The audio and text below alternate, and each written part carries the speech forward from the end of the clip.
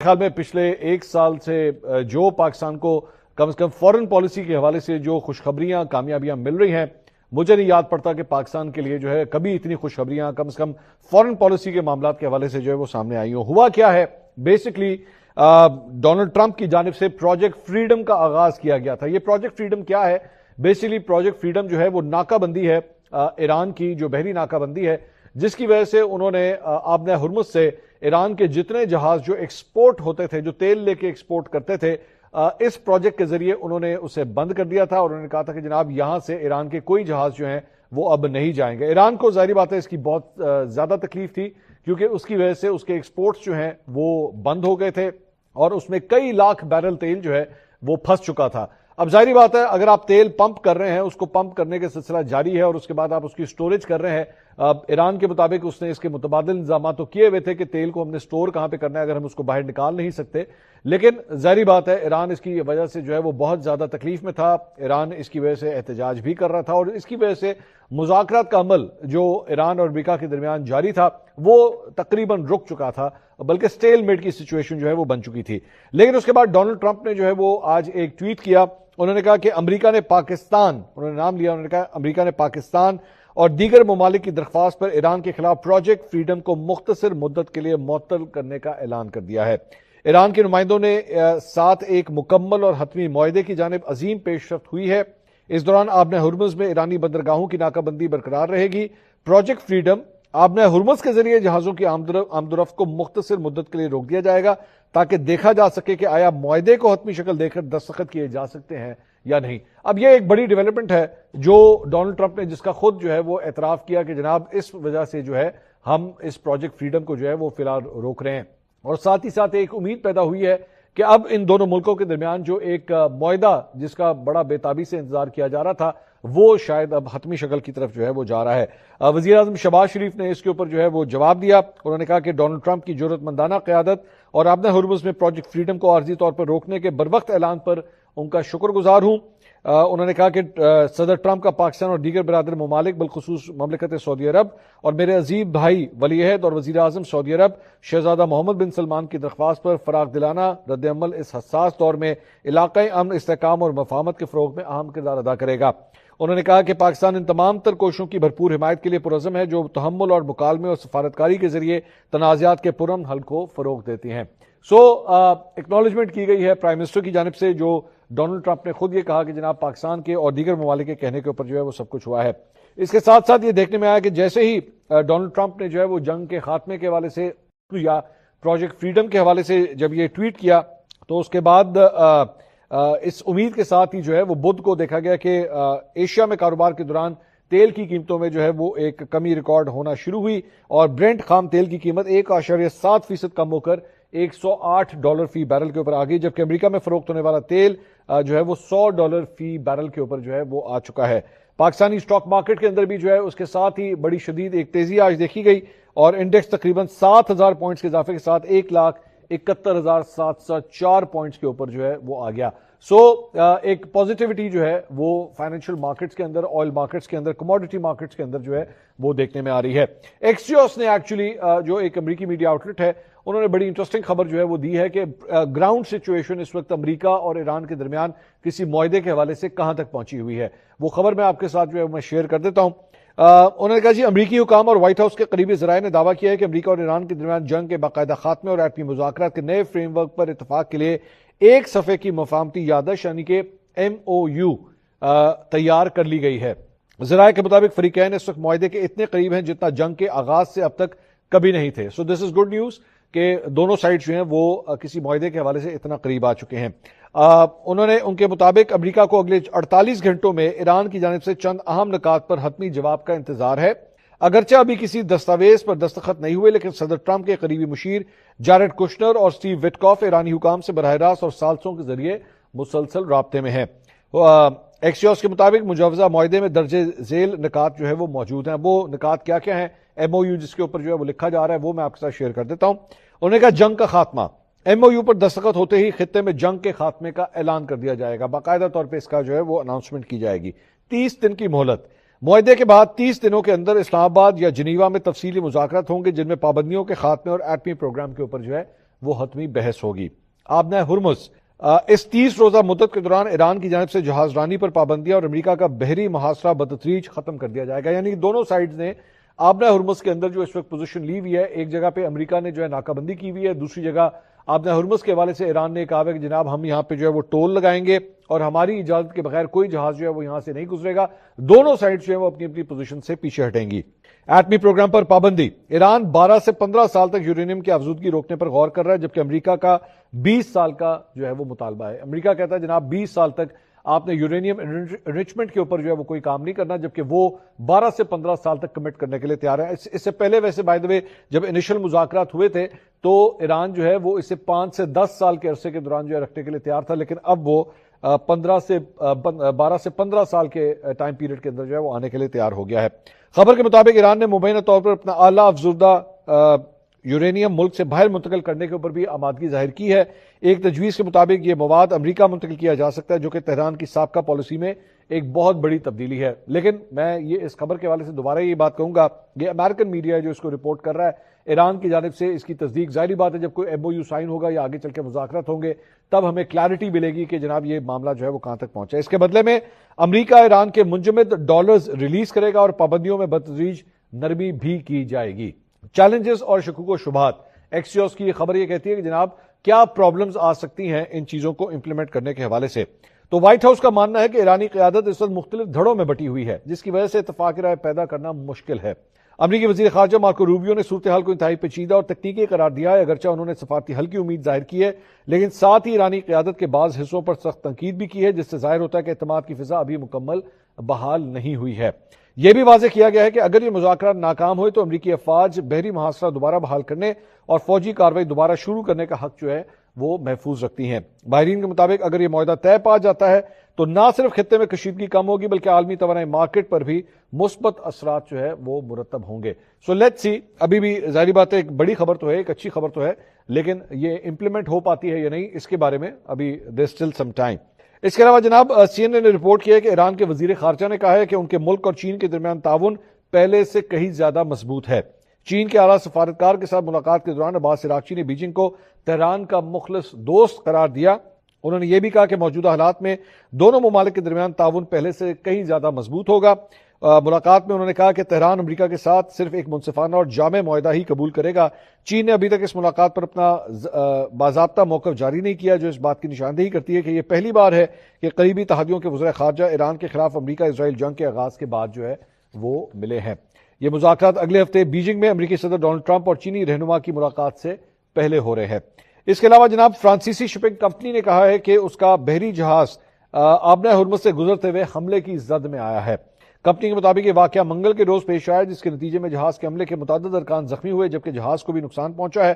بیان میں کہا گیا کہ زخمی اہلکاروں کو فوری طور پر جہاز سے نکال کر طبی امداد جو ہے وہ فراہم کی جا رہی ہے۔ کمپنی نے یہ بھی بتایا کہ صورتحال پر قریبی نظر رکھی جا رہی ہے اور عملے کے ساتھ مسلسل رابطہ جو ہے وہ برقرار ہے۔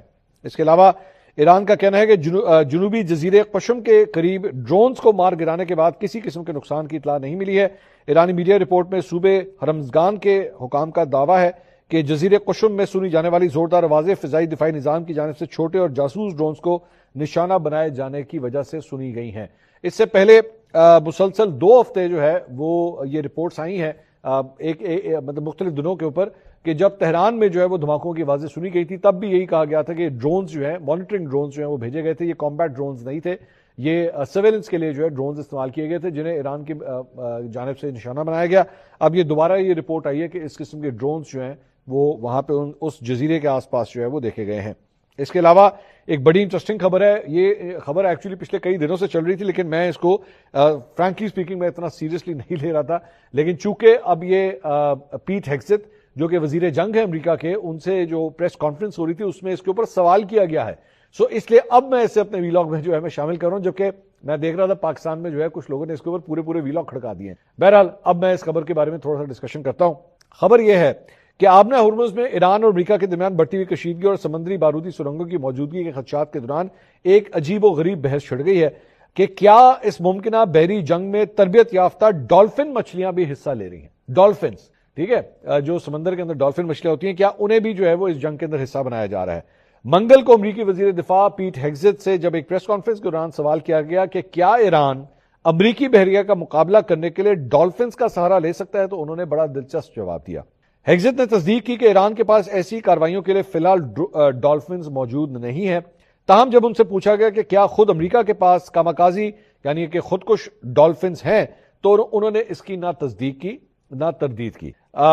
امریکی ٹی وی CNN کے مطابق اگرچہ امریکی حکام آبِ ہرمز میں ڈالفنز کے فوری استعمال کی تردید کرتے ہیں، لیکن امریکی بحریہ دہائیوں سے ڈالفنز کو بارودی سرنگوں کی نشاندہی کے لیے تربیت دینے کا ایک باقاعدہ پروگرام چلا رہی ہے۔ یعنی کم از کم امریکہ جو ہے وہ ان ڈالفنز کا استعمال کرنے کی کم از کم کوشش کر رہا ہے یا کوئی پروگرام۔ اور عام طور پہ میں آپ کو دفاع کے حوالے سے بتا دوں کہ ضروری نہیں ہوتا کہ جو ہتھیار یا پروگرامز یا سکیمز جو کسی ملک کی جانب سے اس کا اعلان کر دیا جاتا تو صرف وہی ہوتی ہیں۔ کئی ایسے پروگرامز ہوتے ہیں جو ٹاپ سیکرٹ ہوتے ہیں، جنہیں استعمال نہیں کیا جاتا یا ان کا اناؤنس نہیں انہیں کیا جاتا، یا پھر وہ ابھی ریسرچ موڈ کے اندر ہوتے ہیں جس میں ایکچولی یہ چیک کیا جا رہا ہوتا ہے کہ کیا اس کو استعمال کیا بھی جا سکتا ہے یا نہیں۔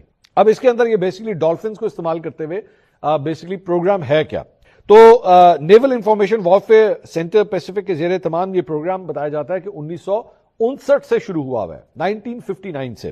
ماہرین کے مطابق ڈالفنز کا قدرتی سونار سائنس کی معلوم ٹیکنالوجی سے کہیں زیادہ جدید ہے، جس کے سامنے زیر آب ڈرونز بھی مات کھا جاتے ہیں۔ سو بیسیکلی ان کا ایک سونار ہوتا ہے جس کے ذریعے یہ کمیونیکیٹ بھی کرتے ہیں، ان کو مختلف چیزیں جو ہیں وہ پتہ لگتی ہیں جب یہ انڈر واٹر جب ہوتی ہیں، تو اس کے ذریعے جو ہے وہ اس کی جو ابیلٹی ہے ڈالفنز کی اس کو استعمال کرنے کا یہ پروگرام ہے۔ ماہرین کا کہنا ہے کہ مچھلیاں بارودی سرنگوں کو خود پھاڑتی نہیں ہیں، یعنی کہ جا کے کوئی ان کو کچھ نہیں کرتی یا خود ان کے قریب جا کے نہیں پھٹتی، بلکہ یہ سمندر کی تہہ میں موجود بارودی سرنگوں کی نشاندہی کرتی ہیں تاکہ غوطہ خور انہیں ناکارہ بنا سکیں۔ یہ ڈالفنز گدلے اور اندھیرے پانی میں بھی دیکھنے اور سننے کی غیر معمولی صلاحیت رکھتی ہیں۔ بائی دا وے پاکستان کے اندر بھی جو ہے پاکستان کو جو دریائے سندھ ہے اس میں بلائنڈ ڈالفنز جو ہیں وہاں پہ موجود ہیں، بلکہ وہ بڑی ریئر ہیں، بڑی ایکسٹنکٹ ہیں، اور ان کو پروٹیکٹ کرنے کا پورا ایک پروگرام ہے پاکستان کے اندر۔ وائلڈ لائف کا جو محکمہ ہے وہ ان کی حفاظت کے لیے پوری طرح مامور ہوتا ہے، اور عام طور پہ اگر ان کو ٹارگٹ کرنے کی کوشش کی جائے تو قانونی طور پہ اس کے اگینسٹ کارروائی ہوتی ہے۔ مطلب یہ اتنی ریئر بریڈ ہے بلائنڈ ڈالفنز کی۔ بہرحال coming back to this, reports کے مطابق ایران نے سن 2000 میں روس سے کچھ ڈالفنز خریدی تھی، تاہم ماہرین کا خیال ہے کہ اب وہ اتنی بوڑھی ہو چکی ہیں کہ فوجی مقاصد کے لیے کارآمد نہیں رہی ہیں۔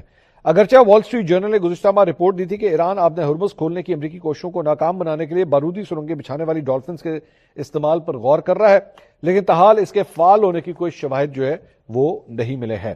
اس کے علاوہ اکنامک ٹائمز نے ایک بڑی انٹرسٹنگ خبر جو ہے وہ شیئر کی ہے کہ کیا امریکہ کا ایک جہاز جو ہے وہ پراسرار طور پہ کہیں غائب ہو گیا ہے۔ اب اس وقت سینٹکام کی جانب سے یا پینٹاگون کی جانب سے اس کے اوپر کوئی کامنٹری نہیں ہوئی ہے، یہ میں آپ کو بتا دوں، لیکن خبر کیا ہے وہ میں آپ کے ساتھ شیئر کر دیتا ہوں جو رپورٹ کی گئی ہے اکنامک ٹائمز کے اندر۔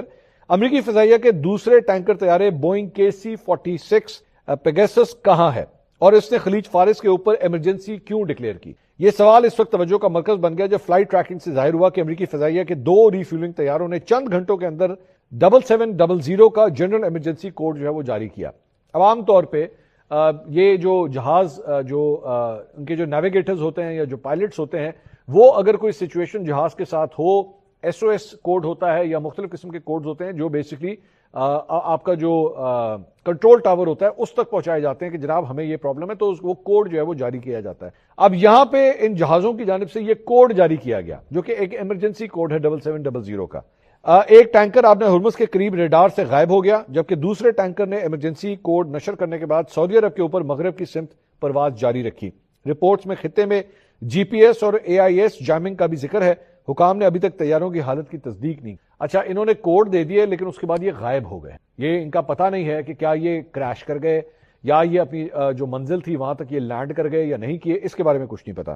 یہ واقعہ اس وقت شروع ہوا جب ایک امریکی KC-135R اسٹریٹو ٹینکر نے ایران کے قریب خلیج فارس کے اوپر 7700 کا ہنگامی سگنل نشر کیا۔ فلائٹ ٹریکنگ پلیٹ فارمز کے مطابق یہ طیارہ قطر کی طرف جا رہا تھا جب یہ سگنل ظاہر ہوا۔ ایمرجنسی کوڈ نشر کرنے کے بعد فوراً بعد طیارہ ریڈار سے غائب ہو گیا۔ اس کی آخری حالت تاحال نامعلوم ہے اور اس بات کی کوئی سرکاری تصدیق نہیں ہوئی کہ آیا طیارہ بحفاظت لینڈ کر گیا یا حادثے کا شکار ہوا۔ 2 گھنٹے بعد ایک اور ٹینکر طیارہ KC-46 پیگاسس نے بھی 7700 کا جنرل ایمرجنسی کوڈ نشر کیا۔ یہ طیارہ 17 گھنٹے سے زیادہ پہلے تل ابیب سے روانہ ہوا تھا اسرائیل سے۔ फ्लाइट ट्रैकिंग डेटा से अंदाजा होता है कि पहले तैयारे के सिग्नल गायब होने से कबल KC-46 को मुमकिन तौर पर KC-135 टैंकर से रिफ्यूल किया गया था और दूसरे टैंकर की ट्रैकिंग सऊदी अरब के ऊपर प्रवास के दौरान गैर मुस्तहकम हो गई। अमेरिकी फजाइया के दूसरे टैंकर बोइंग KC-46 पेगासस ने खलीज फारिस के ऊपर इमरजेंसी क्यों डिक्लेयर की? इमरजेंसी की वजह कोई सरकारी तस्दीक अब तक नहीं हुई है। ताहम रिपोर्ट्स के मुताबिक इसी दौरान आबना हुर्मुज के इलाके में शदीद GPS और AIS जैमिंग की सरगर्मियां देखी गई। इलेक्ट्रॉनिक वॉरफेयर के बायस इस खित्ते में रेडार सिग्नल्स का गायब होना और इमरजेंसी स्क्वाड कोड्स का इस्तेमाल रिपोर्ट किया गया है। हुकाम ने अब तक तैयारे के अंजाम की तस्दीक नहीं की है और ना ही अमेरिकी सेंट्रल कमांड या पेंटागन की जानिब से कोई बयान जो है वो जारी किया गया। तो एक बड़ी पुरस्कार किस्म की बात है कि इस बारे में जो है वो अब तक बिल्कुल खामोशी है कि क्या ये जहाज हादसे का शिकार हुए हैं, ये दो जहाज, या क्या ये लैंड कर गए सेफली, या इस अगर ये खबर आई थी तो इसकी कोई तब्दील कर दी जाए। अब तक ऐसा कुछ जो है वो नहीं हुआ है। इसके अलावा अमेरिकी महकमा खारजा के एक सुनी ओहदेदार के मुताबिक ईरान जंग के फाल मरहले के दौरान इराक पर जनाब अमेरिकी तंसीबात के खिलाफ 600 से ज्यादा हमले ईरान किए हैं। 600 अटैक्स सिर्फ एक मुल्क के अंदर, यानी कि इराक के अंदर, जो कि अमेरिकी जो तंसीबात हैं सिर्फ उसके ऊपर जो है वो 600 अटैक्स जो हैं वो हुए हैं। इसके साथ साथ जहां पे अभी मैं आपको थोड़ी देर पहले ऑयल प्राइसेस की बात बता रहा था, तो अमेरिका भर में जनाब पेट्रोल की औसत कीमत मंगल के रोज फी गैलन $4.5 से जो है अब तजावुज कर गई है, जो तकरीबन 4 साल में सबसे ज्यादा प्राइस है। जैसे जैसे ईरान में जंग तूल पकड़ रही है और आबना हुर्मुज जो तेल और बैन अवी तजारत के लिए एक अहम गुजरगाह है, बंदिश का शिकार है। अमेरिका में ड्राइवर्स को पेट्रोल पंप पर मुश्किलात का सामना है क्योंकि प्राइसेस एक तो बढ़ गई हैं और उसके बाद अवेलेबिलिटी भी है, वो भी एक बहुत बड़ा इशू जो है वो बन रहा है। इसके अलावा अमेरिकी महकमा खारजा ने पेशावर में जनाब अमेरिकी कौंसलेट को मरहलावार बंदिश का उन्होंने ऐलान कर दिया कि फेज वाइज जो है हम इसको बंद करने जा रहे हैं। तर्जुमान के जानिब से जारी बयान के मुताबिक खैबर पख्तूनख्वा से मुतल्लिक सफारती उमूर की जिम्मेदारी अब इस्लामाबाद में अमरीकी सफारत खाने को मुंतकिल की जाएगी। ये फैसला उन्होंने कहा है हमारे सफारती अमले की हिफाजत और वसाइल के बेहतर इस्तेमाल के अज़म को जो है वो जाहिर करता है। ये खबर वैसे पहले भी आई थी, मुझे अच्छी तरह याद है कि आई थी कि जनाब पेशावर में जो अमरीकी कौंसलेट है उसे बंद किया जाएगा। अब दोबारा इसके बारे में यही खबर आ रही है कि इसको फेज वाइज जो है वो बंद किया जाएगा। कुछ पाकिस्तानी पॉलिटिक्स की तरफ आते हैं। जनाब मुराद सईद साहब का एक ट्वीट है, उसने बड़ी कंट्रोवर्सी क्रिएट की हुई है सोशल मीडिया के ऊपर। उसका ट्वीट तो काफी लंबा है, मैं इसका कुछ हिस्सा आपके साथ शेयर करता हूं। और आप जानते हैं कि PTI के अंदर जो है पिछले चंद दिनों में क्या कुछ हो रहा है, तो उसी से जुड़ी जो है वो उनकी ये ट्वीट भी है। मुराद सईद साहब कहते हैं अपने ट्विटर अकाउंट पे कि कैद तन्हाई में डालने से कबल वकला, अरकान असेंबली और पार्टी की आदत के लिए अहकाम थे कि अदालतों के बाहर धरना दें जब तक इंसाफ नहीं मिलता। इन सबको झंझोड़ कर याद करा चुका हूं। वकला के नाम भी सख्त पैगाम था और क्यों ना होता, पार्टी अहदेदारों से लेकर असेंबली टिकट और बार इलेक्शन तक इमरान खान के नाम पर लड़े जाते हैं, लेकिन खान साहब के अहकाम के बावजूद अदालत के बाहर मुस्तकिल बमा अरकान असेंबली धरना नहीं दिया जा सकता। पहले बारिश थी, फिर रमजान था और अब गर्मी। मैं ये समझता हूं कि इमरान खान की आसिरी का जिम्मेदार इनमें से कोई फर्द नहीं, बल्कि बैन अल-अक़वामी इस्टेब्लिशमेंट की मां पर बरसरे पैकार आसिम मुनीर कानूनी और गैर कानूनी तौर पर उसके मातहत आने वाले इदारे और उसके इशारे पर नाचने वाली सियासी कुव्वतें हैं। मगर क्या इमरान खान अपनी जात के लिए मुक़य्यद हैं कि उनकी रिहाई के लिए अपनी पूरी कुव्वत से कोशिश करना भी किसी का फर्ज नहीं है, क़यादत से लेकर कौम तक किसी का भी नहीं। तहफ़्फ़ुज़ आईन पाकिस्तान महीनों बाद एक बैठक मुनक़्क़िद करने का फैसला खुद कर सकती है। CM जलसे का ऐलान और फिर मुलतवी खुद कर सकता है। सूबाई हुकूमत फॉर्म 47 वज़ीर आज़म और सदर के साथ बैठ सकती है, कोर कमांडर हाउस का रुख कर सकती है, लेकिन जब इमरान खान का सवाल हो तो सियासी कमेटी का जवाब होता है कि तहफ़्फ़ुज़ आईन पाकिस्तान, उनका जवाब होता है PTI क़यादत फैमिली का नाम लेती है और फिर CM पर बात आ जाती है और यही सलीमुल्लाह से कलीमुल्लाह और कलीमुल्लाह से सलीमुल्लाह चलता रहता है। तो जब सारे फैसले अपने तौर पर किए जा सकते हैं तो तहरीक का फैसला क्यों नहीं? 3 साल बहुत लंबा अरसा होता है, वो भी नाहक आसिरी और इमरान खान जैसा लीडर। 4 साल मुझे हो गए, पहले दरबदर और फिर मुस्तकिल और फिर रूपोशी भी, ऐसी के कोई एक हफ्ता भी ना गुजर सका। आज सिर्फ मिल बैठकर एक जहद मुसलसल की गुजारिश कर रहा हूं। अगर नहीं हो रहा आपसे तो जैसा आप हमारे बयानी का बोझ नहीं उठा सकते तो हम आपकी गफलत का बोझ नहीं उठा सकते। और ये जो कर्नल से मिलकर एक दूसरे को मशवरे देते हो कि खान तो जेल में ही रहेगा, मुराद सईद तो पागल है, ना अपनी परवाह ना किसी और की, वो तो जब भी नजर आया मारा जाएगा, अपनी जिंदगी क्यों खराब करते हो? तो इतना कहूंगा, अल्लाह आपको मजीद आसानियां दे, लेकिन हमारे मकसद हमारी जद्दोजहद और हमारी जिंदगियों की कीमत पर नहीं, बिल्कुल भी नहीं। कोई फैसला कीजिए। तो मुराद सईद साहब भी जो है वो अब लगता है कि तंग आ चुके हैं कि इमरान खान साहब के हवाले से कोई खातिर खा प्लान जो है वो नहीं बन रहा। अब मैं यहां पे एक बात आपके साथ शेयर करना चाहूंगा।